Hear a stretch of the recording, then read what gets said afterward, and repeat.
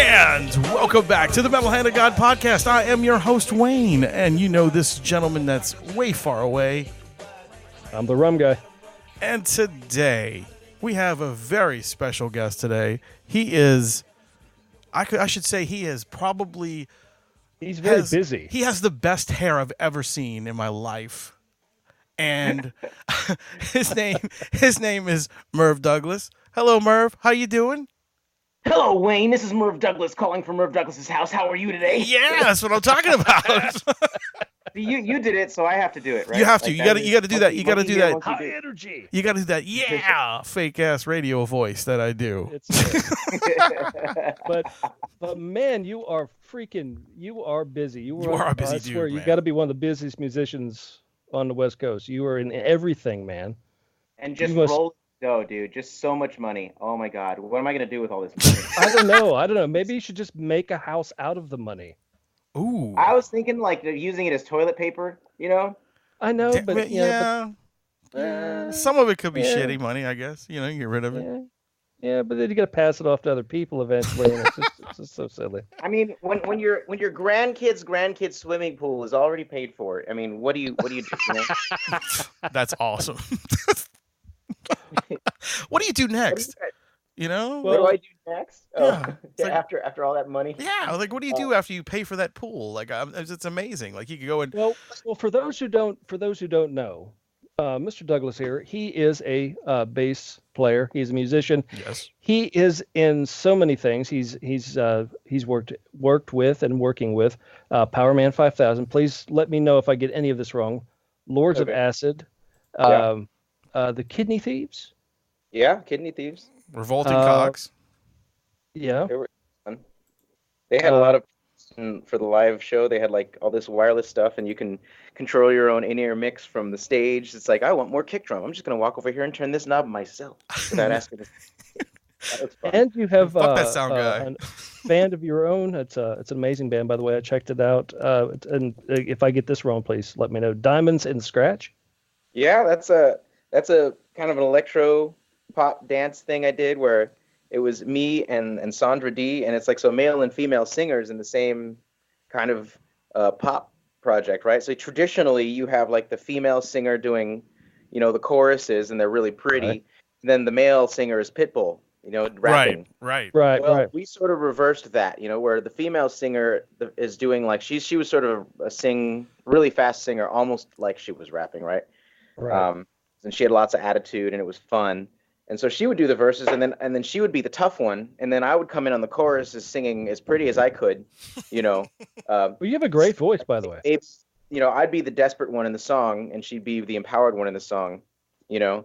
And then now I notice, now we're suddenly, this was years ago we started doing this, now I suddenly notice we're living in the age of female empowerment. You see it in every Disney movie, you see it in every, it's all female heroes, and, you know, sure. Star Wars is like, you know, empowered female, yes. Basically for no reason, you know. Yes, agreed. Agreed.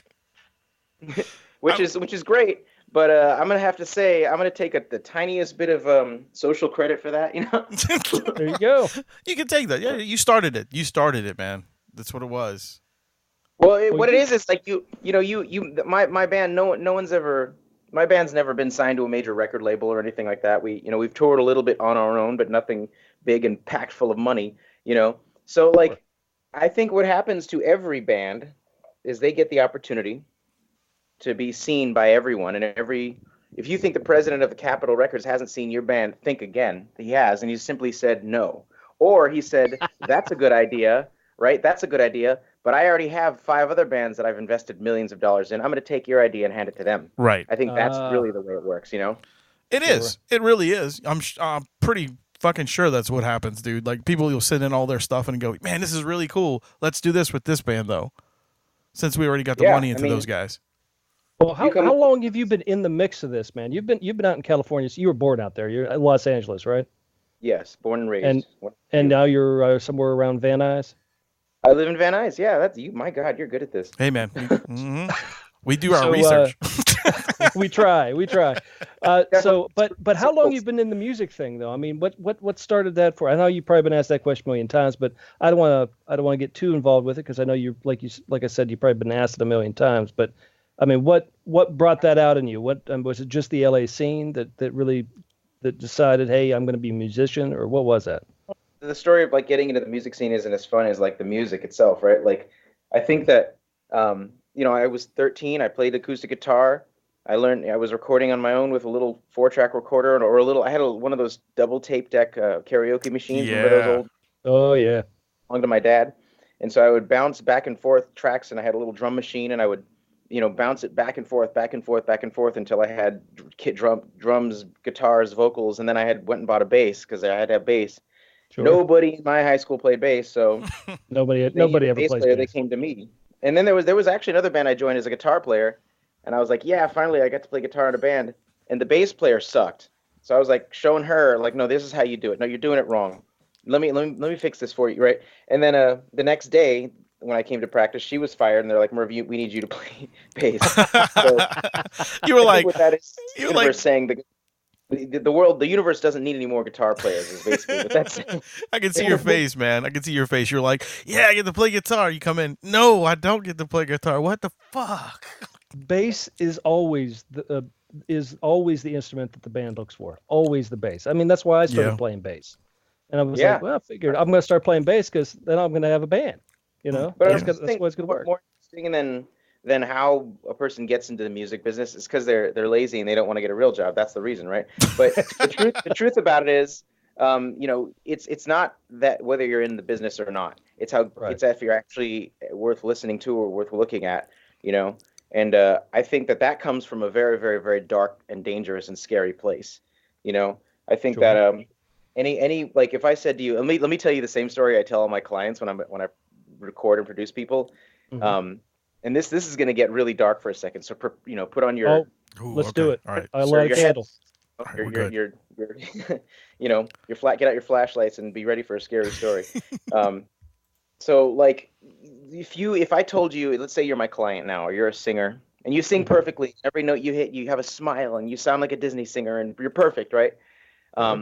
You may or may not actually have a sound of your own. You might just sound like a singer who can hit a note, and you might be thinking you've accomplished singer-ish dumb, right? Right. Singer dumb. But the truth is, you haven't accomplished anything of value that has any personality of your own. And where personality comes from is if I said, hey, look, let's write a song about ice cream, right?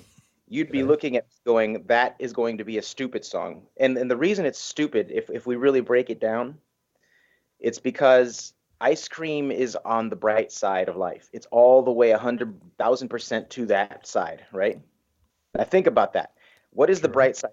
The dark side? Nothing, right?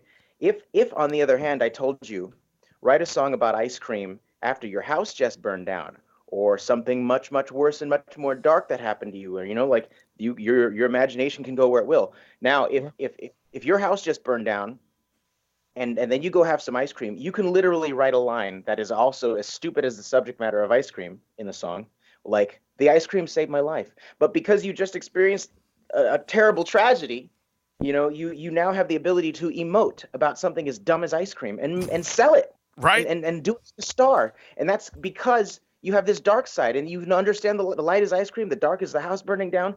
That's the size of your perspective now. The size of your ability to tell a story, the size of your ability to make art, the size of your ability to emote and create, And the darker the dark, the bigger your perspective, right? That's true. Very true. And none of that is worth anything. And here's the thing. I get on stage. I don't know if you guys have seen me, right? Yes. I do my hair, and I have this big, bright, colored afro, which is embarrassing, right? And I spike it up in a way that nobody else does. You know how I know nobody else does it? Because it's embarrassing. And I dress in these crazy clothes, and I do these weird robot moves on stage, and I stand in positions that make my knees hurt, and I'm embarrassed while I'm doing it. And that's my bar. That's the bar for knowing if it's maybe worth watching. Are you embarrassed? Are you in pain? Good. Maybe you're worth looking at. Your job as a musician is not to be happy and satisfied and enjoy the smell of your own farts on stage and your favorite Metallica t-shirt and baggy jeans. Your job is to perform. Your job is to work, And so if you're doing that, you're not happy. It's the audience who's happy. You're embarrassed, so the audience doesn't have to be. They're paying to see you to do that crap, And that's what's missing in music nowadays. No one's willing. That's why rock is dead. It's not dangerous anymore. Everyone's wearing the same black clothes. Everyone's has the same guitar tone. You nailed it. They're writing about the same subject matter. It's a fight song about how tough you are. It's stupid. Yes. It's not dangerous. It's no fun. No one's doing anything different because nobody wants to be embarrassed. Nobody wants to get in shape and lose weight. Nobody wants to do the hard work it takes to actually expose yourself in the dark side you may or may not actually have. If you don't have a dark side, go find another job. You know? That's great. Hey, man, that's how I think that's the part that I think is more interesting than how I got into the music business. You know what, man? That brings that's the philosophy you need. That is absolutely right. We've had conversations about this before, and you're absolutely right when you say that you need to have a little bit of you need to feel the pain. If you don't feel the pain, you can't express yourself. Yeah, and you can't. And it's in the expression in what a lot that is out there right now is it's weak. Yeah. And it's very shallow. It's very shallow, man. The best music is EDM and mumble rap and dance electronic and maybe even country, because all of that stuff is modern and real, and they're making sounds that are different. That they're making sounds that we make fun of, and you know what? They're making lots of money doing it. They are. They're absolutely right. Look at the EDM festivals. They're selling out. It looks like freaking every time there's an EDM festival, it's like the audience to Live Aid. There were so many freaking people there. It's insane. Yeah. I don't know, man. You know what I also think too is you can these bands that are coming back, which don't get me wrong, I love a lot of them, but they're charging these fucking ridiculous prices for tickets, and it's like, guys, you're playing the same shit you played when you were fucking 25 years old. You're now 80, and you're coming back and you're charging me $500 to go see you. I'm like, right? No, you're not in your prime. You're not exciting. I could put a concert video of you from the the 70s and watch you play your music and enjoy that more than me paying so much money to go see you and have a shitty show. Listen to what you just said, man. Listen to what you just said. You just said a musician makes better music when they're poor. You're right. They do. When they're happy, when they're unsatisfied with life, that's when the music is good, right? You're right. Listen to what you just fucking said. That's the pain. It's so true, though. You're right. Because you're hungry for it. You're hungry for it. You want it. And a lot of times, yeah, I agree with that a little bit. I mean, it's crazy. Charging $500, that's just the laws of supply and demand, man. Yeah, I know. That's true. That's a much boring conversation. What do you think? That's something I was on my in my mind. I was going to ask you, since we're going on this route here, on this little journey with the philosophy, what we're talking about. Yes, the journey. The music now, and excluding what you're doing, which is high energy, it is really awesome. I really dig. I was listening. What was that one? It's one of the damn songs you were playing. Oh my gosh, what is it? Oh my god. Songs or? Heart of Stone. That was the song I just listened to. Heart of Stone. That was a really cool song. I really, really dug that song, and it had a lot of feeling in it, and it was very cool. But going back from that now, the sounds that we had 20 years ago. Let's even go back even 20. Let's even go back from the 80s. I know the 70s. There was a lot of noise coming from the 70s. A lot of foundation was built in the 70s. You got into the 80s. 80s was great. You were starting to get that electronic sound. That was the years of get all those new sounds. Everything was coming out. Everything was new. I mean, synth was just coming. It was being born in the 80s, really. I mean, everything that was coming through. So, do you think? I don't know how to put it. Do you think we're going to see artists any artist that you're seeing out there, excluding you guys, anybody else out there that you guys are seeing or that you're working with, that you go, holy cow, they are going to make such an impact on somebody 15 years from now, 20 years from now. This music's going to carry through. Is it going to still resonate? Is what I'm trying to say. The artists that are going to do that, you already know their names, like The Weeknd, Okay. Like Rihanna, or they're not even that new. Even there's not a lot of new stuff coming out. Definitely not a lot of independent new stuff coming out. There's a lot of breaks being pumped by the larger networks or the larger what is Clearcut? I forget the name of Clearwater or not Clearwater? No, Clearcast or some shit like that. Cumulus Broadcaster. Yeah, Cumulus.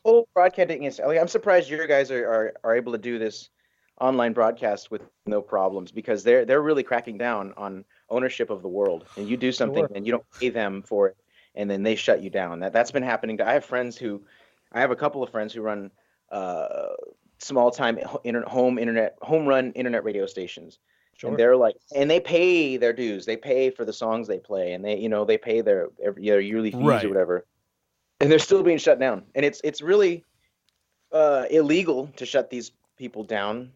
But it's like what Microsoft does, right? If I start inventing something remotely technologically based, they send a cease and desist and bury me in legal paperwork that I can't afford to compete with. Right. So shut down, And if I had the hundreds of thousands of dollars in lawyers to fight for me, then I'd win the freaking court case. But I don't. So well, trust me, man. We've counted our days. Yeah, dude. Look, we've been doing this. We've been doing this for 8 years, and we're like, okay, you know what?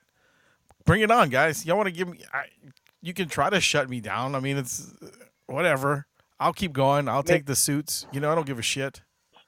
That really is the magic of your radio station and what you're doing right now. Like, you guys are really fighting a difficult uphill battle, and you're fighting the good fight. And I can tell you, man, of all things, that's the one thing I appreciate, like that you're doing it for music. And yep, that's it.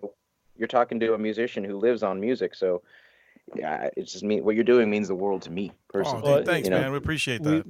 No doubt. We really do. And we live and breathe it. I mean, it's been our thing. We've both been in bands. Yeah, we've both been in bands for years. And it's hard.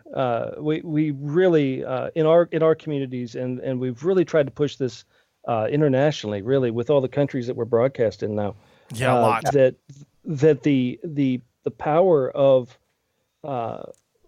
the music that is in your local communities and the musicians, any artist, the art that is in your communities, you need to help that community, because without it, I mean, there's no life anymore, and it's that life that you need to spread around, and not so much hate. Oh, I totally agree.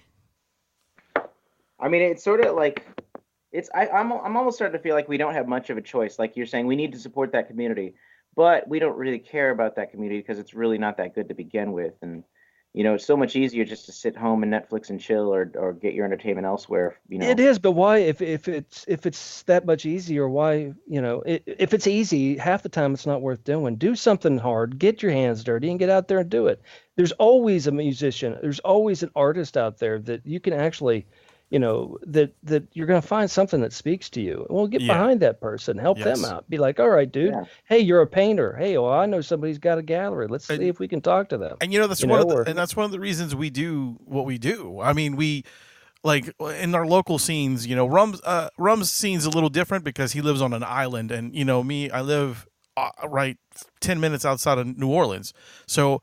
Like, our scene is huge. Like, I have so many bands to talk to, and all local and stuff. So that's another reason why I do. I book I'm fucking Gilligan. Yeah, you're Gilligan, and that's another reason why I actually book shows at a little venue out here, and I help bands get their shows together and promote them and do things just because I love music. I love being involved in that stuff, and if I can't do it as the capacity I was doing it in as a band, I want to do it in another way, and this show helps them, and me booking them at the venue that I book at helps them.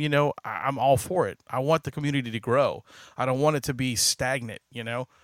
And one-sided. Do you really want the community to grow? Do you actually, at all costs? Yeah. Are you ready for that happen? Because I can tell you what used to happen in the 70s, 80s, and 90s, 60s, 70s, 80s, and 90s was all reckless disregard and debauchery. It was sex, drugs, and rock and roll. Oh yeah. We don't, sex is like a big, you're not allowed to hit on, men aren't really allowed to hit on women anymore without getting, some sort of legal charge. Drugs, that's a big no-no.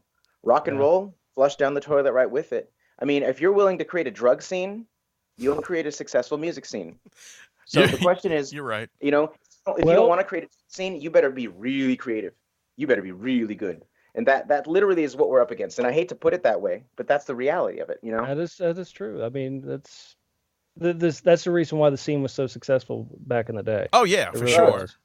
Drugs. It has gotten harder. It has definitely gotten harder. But I think maybe I don't know, the sex angle maybe it's changed up a bit. The drugs have changed. They come in bottles now, not so much smoking it. Right. Yeah. I don't know. So, I mean, I guess it's just a different role with the times. Before it was promoters, and here I am. I'm spilling a little poison into the world by saying this, but you know, the guys who want to create a drug scene, or the guys who want drugs, are like, how are we going to get the drugs? Well, we got to get the money to get the drugs. How are we going to get the money? We're going to have a club and have a rock band, and we're going to create a big scene, and then I'll get the money. I'll be able to buy my cocaine, and I'll be able to snort cocaine all day. That's driving force. Is that your driving force? You know what I mean? No, that's true. A long time ago, it was my driving force. I am the guy that you know, I was straight edge in high school, and I started to drink when I turned 30, and I stopped drinking since. And so, you know, I smoked weed 5 times my entire life, and I've never done anything else. So I'm kind of not that dude. Like, I don't do that kind of stuff. Okay, well, I go by the Rum Guy. Right, I know what you go by, asshole. I'm just saying. and we had so much green. I grew up in the middle of nowhere, so we had lots of green. Well, I mean, look, my dad was a hippie. We grew trees in the backyard. You know what I'm saying? Yeah. Like, I was around it all my life, so I didn't really care. Like, I didn't give a shit. You know, the scene would, even in the areas where we grew up. I mean, Wayne, my scene was completely different. Well, yeah, of course. You know, I was in Steel Town. You know, lots of steel mills. So when you have that type of people with that type of money rolling around, you had lots of clubs, you had lots of bands, you had lots of drugs. It was the freaking 80s, bro. It was the age of excess. Right, you're right. You know, it was crazy, but that excess is gone now. Yep. Because there's just too much BS. It's too much. The political correctness police are out there, man, and you just got to be careful what you do. I mean, you really do, because it could ruin everything that you've put forth by saying one stupid thing. That's true. Well, sometimes you have to beat that, man. We got to be less afraid to I agree. Dude, I'm too old. I'm too fucking old to give a shit. Ways. Yeah, like, to be honest, dude, like, our tagline is "Nothing is sacred," because no subject is sacred, because nothing is. We don't give a shit, and like, if people, you know, if they don't like our opinion, don't listen. We understand. But I find it rather amazing how many people tune in so many times to listen to the older way of thinking. It's not trying to be disrespectful. I have respect for just about everybody. Same here. As long as they give me respect, I got respect for you. You know what I mean? But it's just one of those things. But I'm not going to change my entire way of thinking in 5 years because the world decided I should. That just ain't going to happen. You know? Well, what about a modern 15-year-old kid, you know, who's got a whole life of exciting or not ahead of them, right? Like, how do you get them? That's where the music scene is lacking right now. 15 to 28, 16 to 25, or 18 to 24, whatever it is, that group. That's where it doesn't exist. They don't want to listen to anything that has a guitar in it. Yeah. They don't want to hear any chug chug, diddly diddly, or shang-a-lang.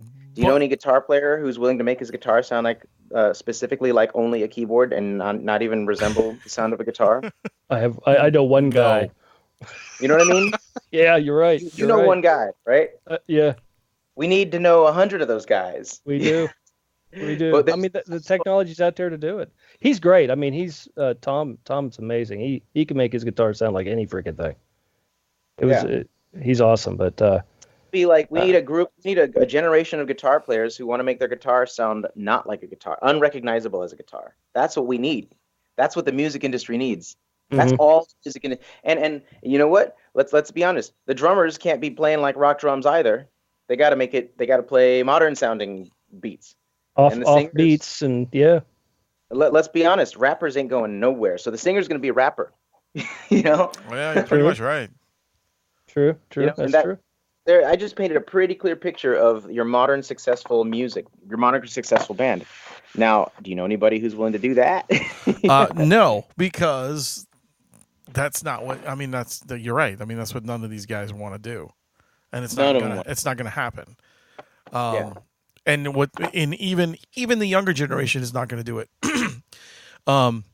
What you were saying was, what do we think was, what do I think is lacking besides, the musical direction is, with these kids that are from the ages of 15 to 18, they don't get, exposure to music like what we did as a kid. Like when I grew up, I was listening to the Beatles and things like that as a child.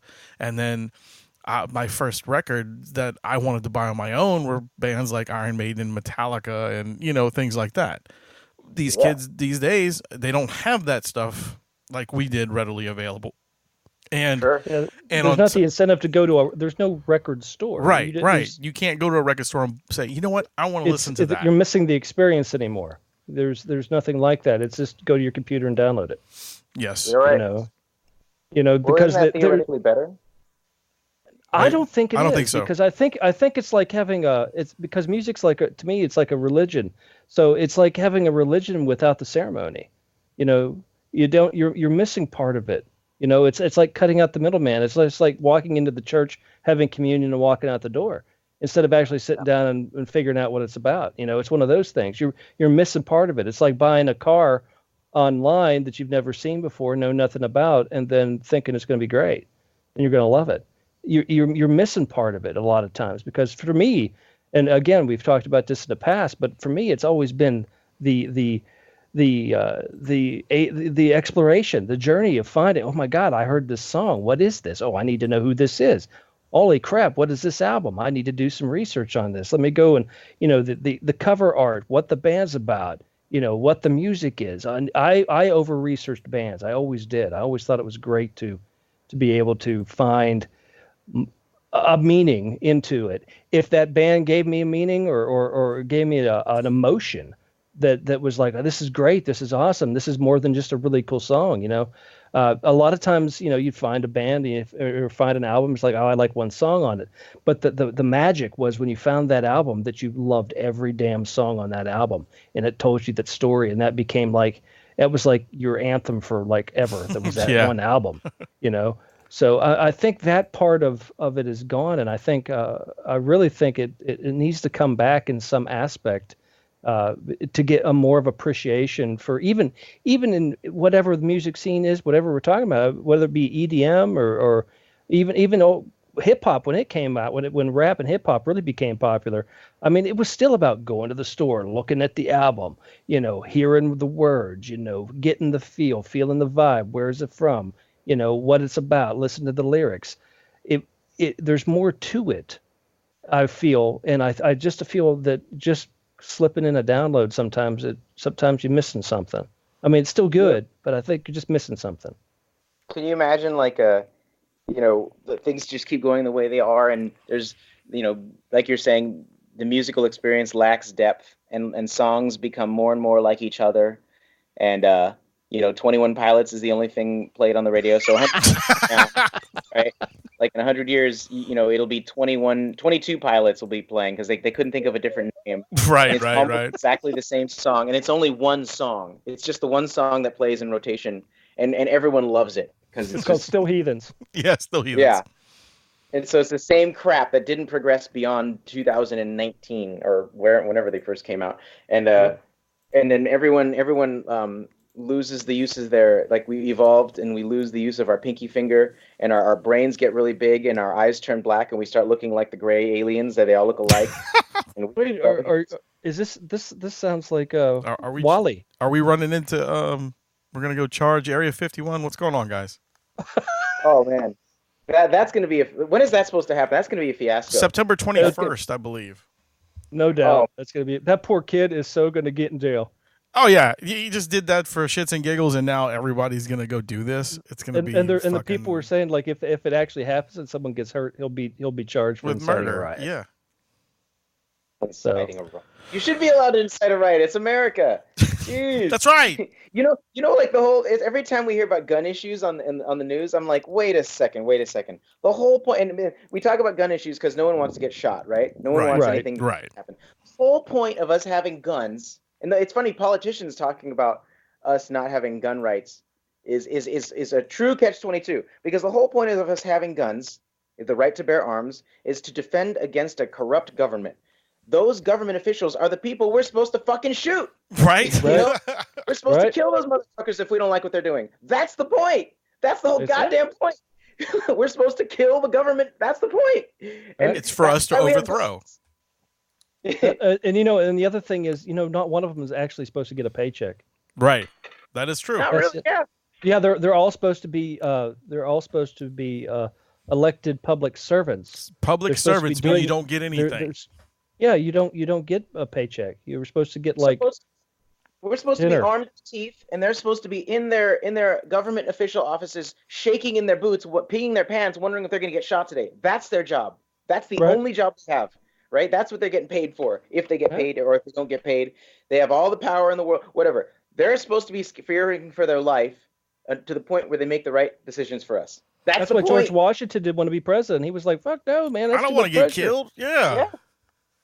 Yeah, man. Nobody really wants to be in charge when you really are the one in charge for the right reasons. No one wants that. That's what you call a religious hero. That's how you get you know what I mean? Like martyr. You know what they do to those people? They kill them. They crucify them. They martyr them. Yes. That's what happens when. Oh man.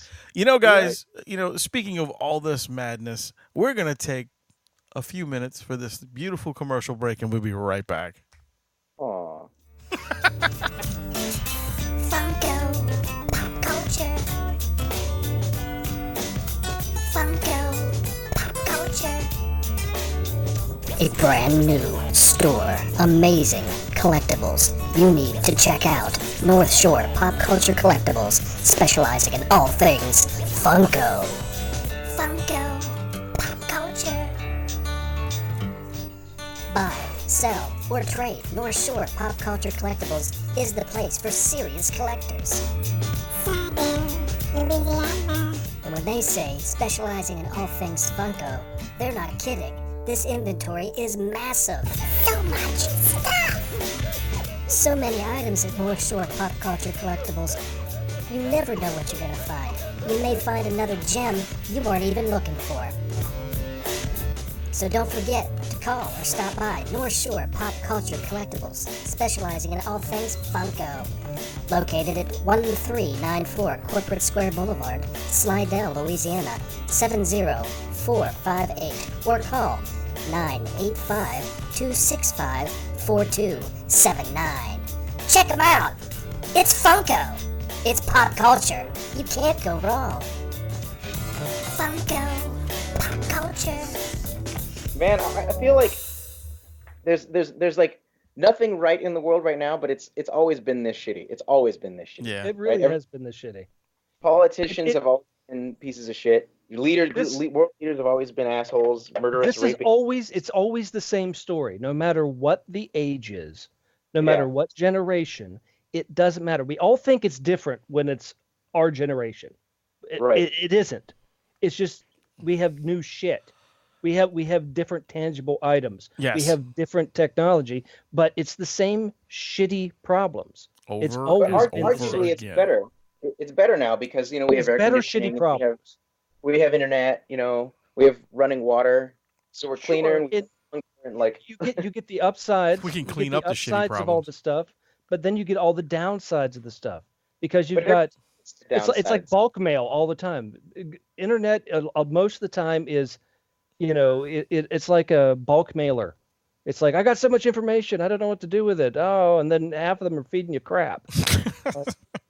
It's like, oh my God, did you see this? Well, that's not true. Oh, really? Oh, okay.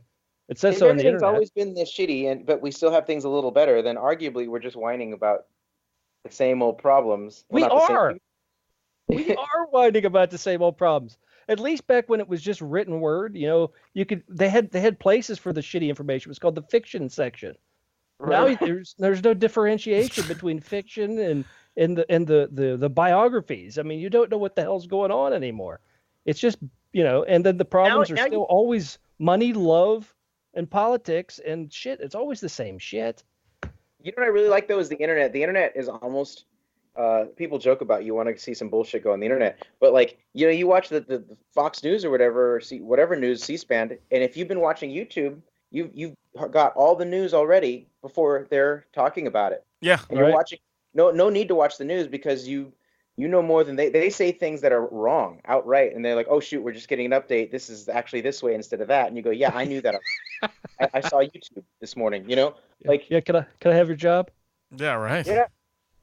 It's totally like the internet does tell more truth than traditional news does. Yeah, you're right. I mean, in certain aspects it does, and then there's the other ones that it's the internet's the great medium for planting the seeds of shittiness, though. Yes, it really is. Like, no matter who it is, like, it's like it turns all of a sudden you can take. It's like elementary school passing notes in class to a new level. It's like so and so did this, and then all of a sudden it gets blown out of proportion, and then all of a sudden the world is up against. There's a protest. Why are we protesting? I don't know. Everybody showed up. No, let's do it. Okay. Let's do it anyway. We hate everybody. It just turns into crap. Honestly, though, have you ever been the victim of anything like that? Like, or is that just other people you've heard about? No, I've been a victim of shit. Really? Tell. Well, what aspect are we talking about here? I've been. What we talk about, like identity theft and that sort of stuff. I've had that happen. Really? I've been. Oh yeah, my gosh, I had. You've had it happen like 3 times in the last 2 years, I think. I've had almost grand total of about 80 grand stolen from me. Yeah, identity theft. Terrible. What about like he said, she said stuff? Oh yeah, dude. Oh shit. Forever.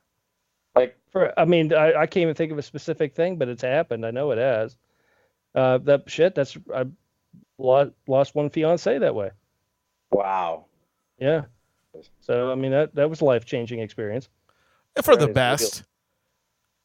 Yeah. For the best. I mean, at the moment you probably didn't think so, but I believe your wife would think it was okay. Yeah, my wife thinks it's great. All right, yeah, good, okay. Completely different, and she wasn't even part of it, so that's good on her. Yeah, you see, I've had many things like that happen, like the same as you. What about you, man? And shit. I mean, has any of that affected you in any way, in any of your projects?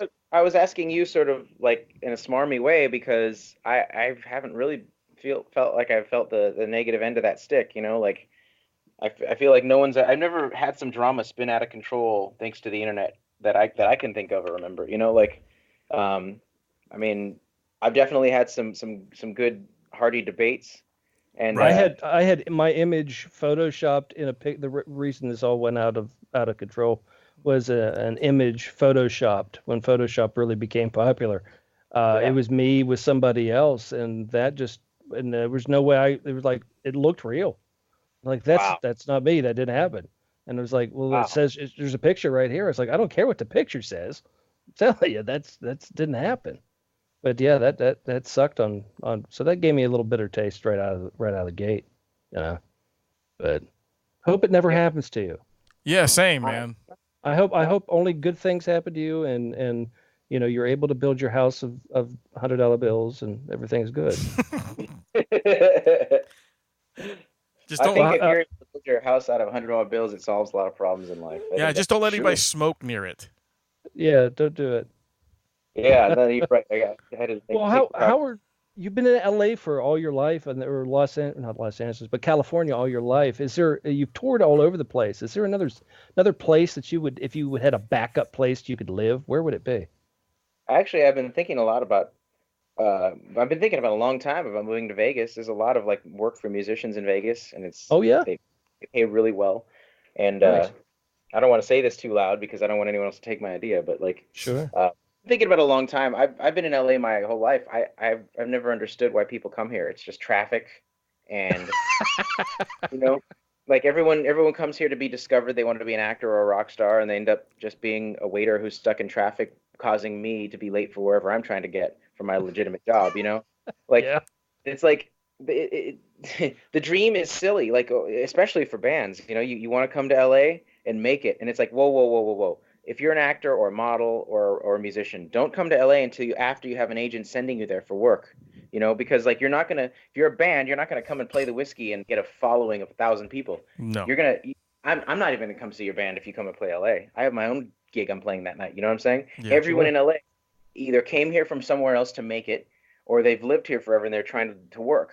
They're not here to be a fan. There's no fans. There's no, you know what I mean? There's no fans in LA. I played when Lords of Acid. I played the Nokia Theater, and there was like 950 what we thought were fans, right? And I took a look at who was actually in the audience, right? And there was like 50 or 60 of my personal friends, family, and literally friends from grade school that came out of the woodwork to see me play the big show at Nokia Theater, right? With Lords of Acid. And every band member had that same story. So there was at least I felt like it was almost half the crowd that was just friends, family, and people out of the woodwork.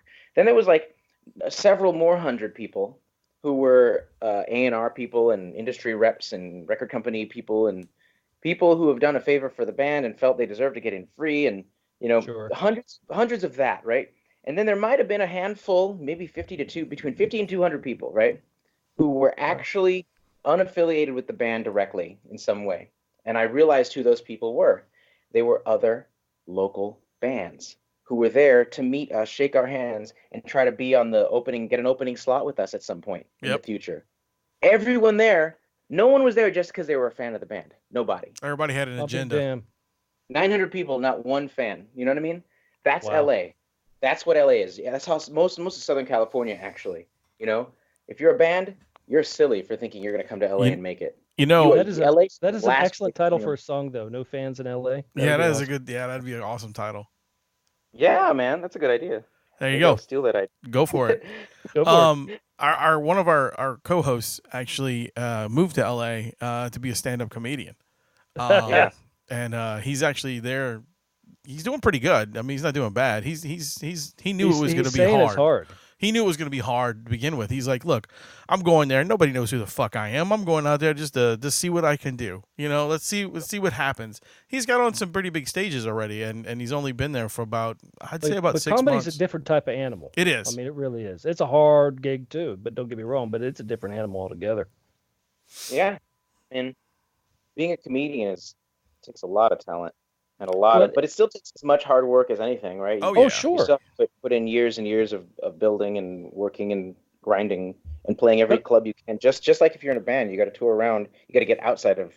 Actually, the whole thing is, the whole idea is, like, let's say you live in, or let's say you want to play and build a following in, I don't know, San Francisco, right? Right. You don't go to San Francisco proper and book a show and then nobody shows up. That's stupid. You book, 20 to 70 miles outside of San Francisco in all directions and create a radius. And you play, 7 to 10 different clubs in that radius for 6 months. And you make 5 to 10 friends in every one of those little bars you play in for that 6 months, whatever. Sure. And you get their emails and phone numbers and Facebook and Instagram. You get all their information and you contact them, and they know you know them by first name basis. So, like, 5 friends in 10 towns is 50 people. When you decide to then play in San Francisco proper, then you have a draw of 50 people, right? That's how you do it. It takes 6 months to conquer one town if you're working your ass off, playing there every Wednesday, Thursday, Friday, Saturday, Sunday, and getting fired and losing your, girlfriend or wife or husband or, whatever. All of the above. It's like, yeah, and then you lose your ass and you lose all your money, but hopefully you're selling merch in the process and making a little back and balancing out and making it work. And then you take over after 6 months. Move to another town to conquer. I don't know, somewhere in Arizona maybe, right? You can only conquer so many towns before you build a regional following, and then you start trading shows with other bands who also have regional followings. Then you double your regional following overnight if you're any good. If you're not good, forget about it. And by good, I mean doing all the things we talked about earlier that are painful and embarrassing. Right. Right, exactly. And you can only have so much of a following before your band breaks and becomes famous or becomes nothing because you were never really good to begin with. But the point is, that's your only grassroots method, That's true. You want to take the regular route like Foo Fighters did or whatever, quote unquote. Like, guess what? Foo Fighters already has that gig. You got to be different from them. All the money, all that rock and roll middle of the road money is invested in them already. You're not going to get any of it. It's a game of logistics. So true. Absolutely a game of logistics. That's so crazy, man. And you're so right, though. I mean, to think about it, it's got to be like just for bands that play out here. I see it all the time. It's like these guys book shows out here, and a lot of them. Look, I love all the guys that I book. Don't get me wrong; they're all good in their own aspect, and they all do their own, their own thing.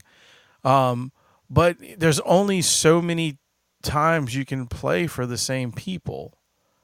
You know, right. You got to go out. You You got to do something. You got to move on. Not move on, but say you book book a local show, go out of town. Even if you go to the next city, like it's like 60 miles away from here, go to that. Play one of the local venues out there. Then bounce to another one that's another 60 miles away, and then come back. You know what I'm saying? Like do something the small. Thing. That's what you got to do. Well, it's also like basically what you're saying is you're only going to get what you put into it. You're only ever going to really break even.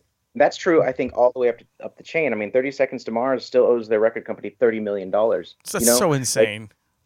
You know what I mean? It never ends. It really doesn't ever end. The musician isn't really going to be the winner. It's going to be whoever is making money off of the musician that's the winner. It's the big record companies, man. They own musicians, period. Yeah, that's the way it is. But I mean, the question is, do you love music or not? Because you're not going to, money isn't what you're really going to be your reward. You might get to live and eat. Right. Maybe. Right. You don't paint a picture to sell it. You paint it because you like to paint. Right. You paint it because you got to. If you're painting it to sell it, get a job somewhere. Right. Some corporation, or be born as the niece or nephew of some big corporate, and no doubt. You know what I mean? It really is. It's really like as a guy who's like half black and half white, I can tell you, nobody wants to give you anything if you're the slightest bit different from them. Yeah. Nobody. Nobody. It just seems so weird. What, that he's half black and white? No. Just fucking with you, man. That's the mentality of the world. It's just such. It is a fucking stupid mentality, man. I mean, but it's not even that. Like you would find yourself making some of those same mistakes were you in that position of power yourself. You'd be like, who do I want to choose to sign as a band? Who am I willing to put my money into? Who's safe? And you might find yourself recognizing the selection in front of you, going, well, out of all of these, I think this one.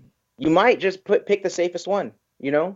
You never know. If you're putting all if your house is on the line and your cars and you put everything on mortgage and who knows? Maybe you know what I mean? Like it's not the world's mentality. It might also be your mentality. But you don't know. It's hard. It's a really tough thing to judge. It is. Oh yeah, it definitely is. You really can't say nothing unless you're put in that position, basically. Right. Absolutely. And I'm not trying to judge somebody else, but I would like to think that if I know, and it just this way my brain works, if I know this is my shot to do something, I'm going all in. I'm going all in or going home. I'm fucking. If let's go with the house thing. If I lose a house, I'll get another house eventually. But whatever. It's all in. All in or go home. Murv, you got to understand Rum, man. He's done it, man. He's been like businesses where he's like, fuck it, let's do it. Let's go do it. Balls to the wall. If it works, it works. If it doesn't, fuck it, we'll start another one. And he sounds like a religious superhero to me. He is. He is.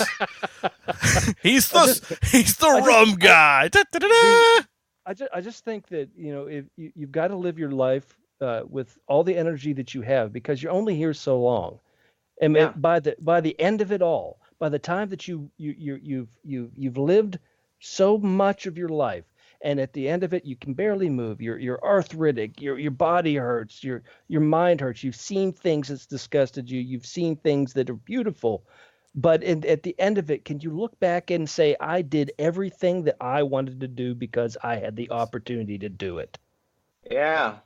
That's what you need to do. You need to live your life for you. And a good thing to do, if you can, is along the way, find yourself someone to join you, to hop on the train with you. It's more fun to do it with two people, or a couple people, whatever. I mean, it's a train, man. You got to ride it. I always said that, I didn't say, my granddad used to say the people in the world that always seemed the most happy were the hobos that used to jump the tracks near his house. They were always smiling. They had absolutely nothing to their name, but boy, were they smiling every damn day. And all he did was cringe every time he had to go to work. But it's true. That's just the way it is. You got to be responsible adult at times. That's just the way things are. But in the same sense, when life gives you opportunities, you've got to make your own. Yes. And if they're given to you, if you can take that shot, If it's not going to destroy you, take that shot. Just do because it. Because you're not gonna have another chance. Yeah, because playing it safe, you end up nowhere. I think if there's one thing we could tell every musician in the world right now that gets on stage and they're trying to figure out the night before what to wear, it's funny how you spend months and years working on your music, which is like the second thing people listen to you after they've looked at you, right? People look at you first, and they spend months and years on their music, and then spend 6 minutes on how they're going to dress at a show. Mm-hmm. It's hilarious to me. Like, you should spend at least as much time on your image that you do on your. But the point is, if I could say one thing, and I think you guys would agree, to every musician in the world, is instead of wearing all black tomorrow at your gig, try wearing all pink. Or all red. There you go. Or all yellow. That was another. That was another thing that I did. I used to do a lot. I did like a hardcore band. We were into, screaming and yelling and jumping around and being like a fool. And I did that a lot. I would wear things that did not fit the image. Like he would wear business suits. He would wear. I had New Kids on the Block. New Kids on the Block shirts. I'd have like Justin Bieber T-shirts. I would never wear like metal shirts or anything like that. I would wear just whatever, and people were like, why do you do that? I said, because I stand out, don't I? No one else in this fucking place is wearing this. And they're you're right. Wayne, people remember me. You know where you would stand out? Where would I stand out? You would stand out at the Fillmore. Speaking would. Check this out.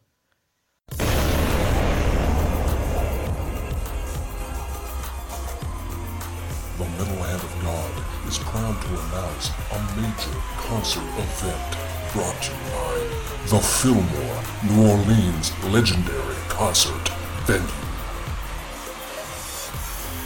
Ladies and gentlemen, South African hip-hop legends, Die Outward. Only at the Fillmore, New Orleans.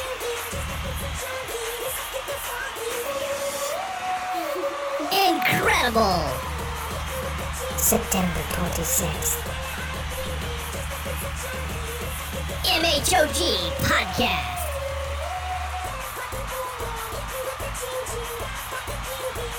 Oh my God! One of the most interesting concert experiences you will have all year long. Brought to you by the Fillmore, New Orleans, and the Metal Hand of God. September 26th. Be there. Get your tickets before this is all sold out. Cool.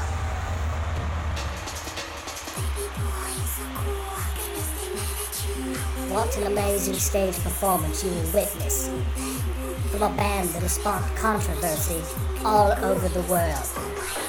Get those tickets at livenation.com, thefillmoreneworleans.com, or go to the Metal Hand of God podcast. That's the MHOG podcast.com. Click on the links, it will take you to ticket sales. September 26th. Be there.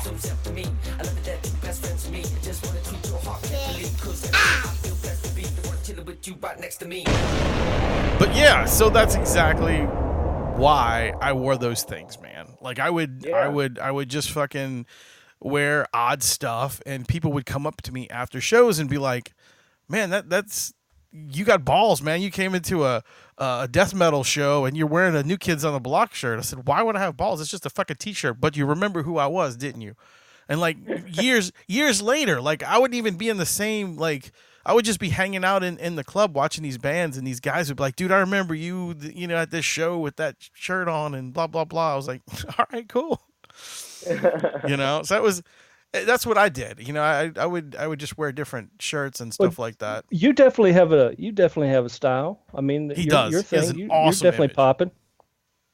Well, I was just thinking about, it's a totally different subject. Okay, go for it. Go ahead.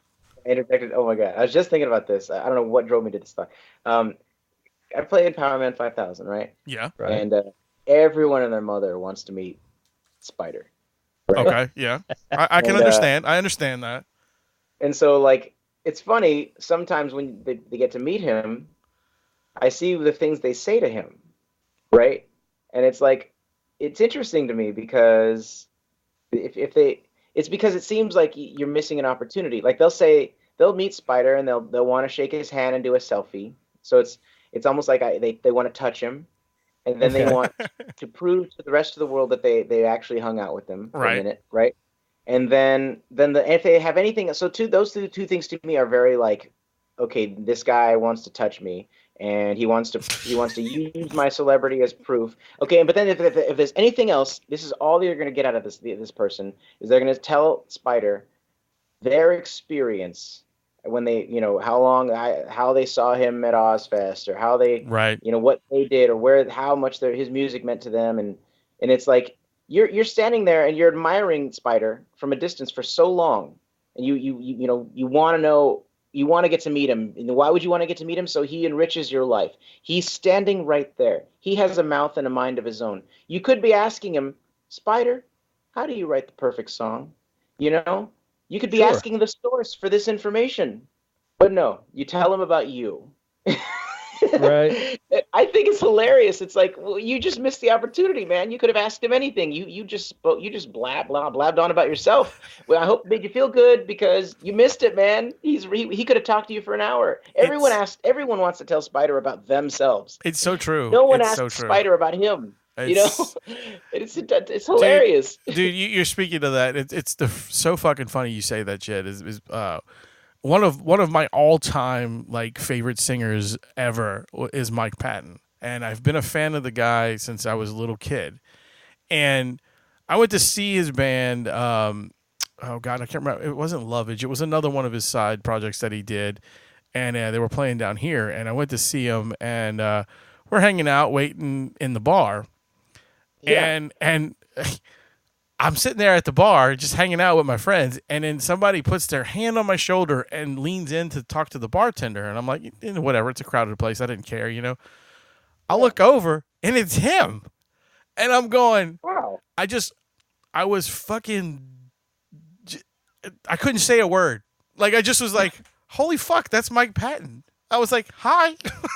That's all I got to say. And I just was, it's that moment, like you get to meet this guy, and I'm like, God damn it, what do I tell this dude? And I was just like, hey. And he goes, hey man, how's it going? And he walks off. And you lost your opportunity. I'm like, fuck. But it was a really surreal moment, and I can understand with some of these people, the first thing that they think of is like, I saw you at this show, it was really cool, it meant a lot to me, that kind of thing, because when you meet somebody at a celebrity status, some people don't have that quick thought of like, let me ask him something really profound. You know what I mean? Right. And that's why I was saying, when I had that moment, I was just kind of like, wow, fuck, I forgot to ask you anything. Well, I know one thing I'd like to ask you something now that you brought that up, is I'd like to know what projects you have going on right now. Touring, playing, what do you got going on now? I know you're awfully busy. There's a few things. One is I'm doing God, I don't know if I'm supposed to talk about this. Okay, I might be involved in a documentary. Okay, well that's cool. That's cool. About Hollywood and where it's going, and like on a producer level, about Hollywood and where it's been and where it's going. That's all I really want to say about that. That's cool. Sure. That's very cool. It's kind of started in secrecy at the moment. Sure. Because we don't want anyone to steal our idea. Well, I tell you what, when it's getting more and more up, you hit us up, dude. You can get on here and we'll do some more promotion for it. You know what? Let me put you in our spreadsheet here. All right, cool. Contact information. Before I forget, I've got you on the phone, so when that time comes, the other thing I'm involved in is so I'm starting to like sort of mentor, so to speak, other musicians. Oh, that's awesome. I'll work with them on a song and try to kind of produce them, and by producing them, I mean like tell them what's wrong and try to help them fix it, and be as brutally honest as possible, and in maybe the meanest way, hopefully, that we make the most progress, right? What I did recently is a couple of success stories. One is this Matt. Well, let me talk about Taylor, the new guitar player in Power Man. Yeah. Okay. You know, I've known him for a little while. I've given him a little advice on, you know, how he should dress and who he should talk to and what kind of songs he should play. And, you know, I did a song with him. And then when they needed a guitar player, when we needed a guitar player, I called him right away. And so I guess it's sort of me hooking a friend up. The other kind of success story is a guy named Matt Riley. He came to me going, hey Murv, what do I do? I'm a bass player. I want to play more. We do the Sunset Jam every Monday at the Viper Room. And, he was like, Murv, what do I do? How do I get to play more songs? How do I get to be, can you help me with my bass tone? Can you help me work on a song? This dude was just willing to do whatever it took. And so I said, look, man, you gotta, I gave him the same speech I gave you guys. You gotta do that thing which embarrasses you most. You gotta dress up. You gotta do your hair. You gotta look your best. He started wearing a red leather jacket to the Viper Room every Monday. He started, doing his hair spiky, almost exactly like mine when I do it. And I told him, look, if you can't think of an idea, copy me, for crying out loud, Right. And so just last week he got, this was like 6 months ago. Just last week he's now the new bass player for Avril Lavigne. Wow, that's fucking cool, man. And I'm not to brag, but there's a bunch of people that give me credit for that. Like, he wouldn't have any of that if I hadn't helped him out, And so I think that's awesome. I'm super proud. I'm not saying like he didn't. He did it. He's the one who did it. I'm not trying to take away any credit from him. He is the man. He was willing to do what it took, and I'd like to think that he took the right advice from the right people. Well, it helps when you have somebody that a mentor is pushing is with you. That you sometimes you need that extra push. That friendly voice that can actually be brutally honest. Sometimes you need that type of thing, and a lot of people don't have that in their lives. So if you're able to do that and help some people out and give that sort of advice kind of in that mentor aspect of it, I think that's awesome, man. That's commendable, and more people need to do that, because I think that would help out so many people, especially getting even taking it back further. This guy already knew the instrument and that, but helping people, mentoring people that just want to learn something, want to change their lives with music. And I think that's great. That's pretty awesome. But man, yeah. I'm actually starting up a business. I realized, like, every time I go out on the road with Power Man, I meet all these bands, and they want to come to LA, and they want to, hey Murv, can you hook us up? Can you work with us in some way? And I'm, in my mind, I'm thinking, I don't know how much I can really help them. I can give you advice. I can maybe work on a demo with you, and it's not, I'm not the biggest hookup. But now I'm starting to think, you know what? I can help them. I have helped people already, and it's so I'm going to start that business now. And it feels good when you That's do awesome, it too, dude. Yeah, I mean, I want them to pay me. I'll be honest with you. I don't want to give it away for free anymore. No, do it. No, but you deserve it. Yeah, and I feel like, and I'm not going to be shady about it. I'm going to be like, look, you're going to pay me. You may not get anything out of this, but I'm going to be honest with you, and I'm going to tell you the truth from my own lips, and that has helped some people in the past. Maybe it can help you, maybe it can't, but you're still going to pay me, Right, and, exactly. And I think that's the level of reality that every musician has to get used to. You're still going to pay me. That level of harshness, and because I won't do it for free. I can't afford it. I got work. I mean, you're living in California, one of the most expensive states to live in. I mean, that alone, that's crazy time. Well, if I'm going to spend, you still there? Yeah. Yep. Oh, yeah. Still here. If I'm going to spend, 40 hours a week on your image and working on your demo, and working with your band, then. Sure. Yeah, you do have to pay me. If I'm going to spend 5 minutes giving you advice, no, I'll give that to you for free, Right, yeah, sure. yeah, of course. Before we wrap this up, man, I got one more question. Do you do anything other than music? I do video editing, and I do, I used to do, in the past, I've done, video audio lighting. Nice. Nice. For events. But I do a lot of video editing. I do a lot of what else have I been working on? I'm trying to think of most of what I do is music related. That's cool. It's funny. It's like awesome. It's funny. Spider said to me once, he's like, the problem with all your ideas, Murv, is that they're music related. Actually, though, I do have the absolute secret to success in the music industry, and really, I think any industry. I have the absolute secret. Are you ready for this? Ready for it. Here it goes. Okay, the secret is, and that's the end of the show. Like it. There it is. Actually, no. I have a kind of a secret, like, the answer to what is the secret to life? Okay. Like, is it 42? What's the meaning of life? That's the question, right? I did figure that one out. That one is the question is, why are we here? Well, that's what the meaning of life is. The question is, why are we here? The answer is, the direct answer, the undisputed answer is, you're here because your parents were horny, right? So true. Yep. So true. And so that leads you to the understanding that that's the wrong question to ask. Why is irrelevant. What you do, how you do it, when you do it, those other questions are important. But why is not important. Exactly. Because you can. Thank you. Thanks for having me, man. Yeah. Thanks for doing it. Yeah, dude. Look. Mouth. I really appreciate it. Dude, we appreciate you being on the show, man. It was super cool having you on. And look. Anytime you want to come on and just come bullshit with us, you are fucking more than welcome, dude. And it doesn't have to be about anything. It could just be just bullshit and come on, hang out. You know what? I'm going to take advantage of that. You should, dude, because because we record 3 or 4 times a week, man. So you come hang out. It'd be fun. Okay. So before we end this, man, tell all these people where they can find you. Like, give them all your URLs and all your good stuff that they can follow you and shit. I feel like, I have my website, Murv, MURV, MurvDouglas.com, right? That's the one I care about because that's where I sell my guitar picks. But if you can remember my name, Murv Douglas, I'm easy to find. I don't remember. I think my Facebook is Murv Douglas. I have my main Facebook page, and my friend list is full. I was going to say that. You can't add him. I tried. I have the other friends, the other Facebook page, the Murv friends list. Like it says it right there when you try to add me. It goes, check out this other one.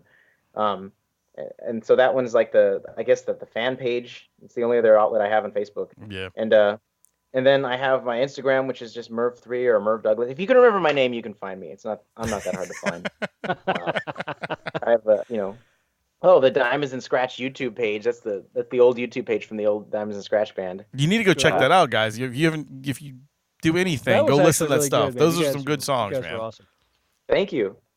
It's a little embarrassing because that was years ago, and that's when I feel like as a guy who mixes music as a mixing engineer, it's just an ongoing learning process, and I feel like I'm much more further along on that road now than I was then. So listening to those mixes is like, oh, there's too much bass and kick drum, or I know what you mean. Yeah, been there.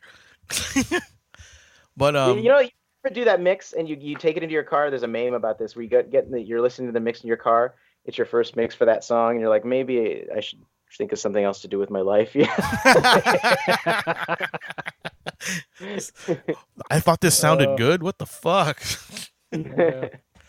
But no, man. Really, thanks for taking the time out, man, and coming on the show and just hanging out with us. It was really fun having you, man. Yeah. Thanks for having me. That was a lot of fun, and I really appreciate your show, and you guys. I really appreciate you having me, but I also appreciate that you're doing the show, man. You're doing the music industry a real service, and thanks, man. It's the world. I hope it lasts forever. Us too. So anyway, guys, I was your host, Wayne. I'm the Rum Guy, and that was Mr. Murv Douglas. And remember, ladies and gentlemen, boys and girls, and children of all ages, to keep it metal. Adieu, parting is such sweet sorrow. Go ahead and run. Run home and cry to mama. Get the fuck out! Okay then. That's it.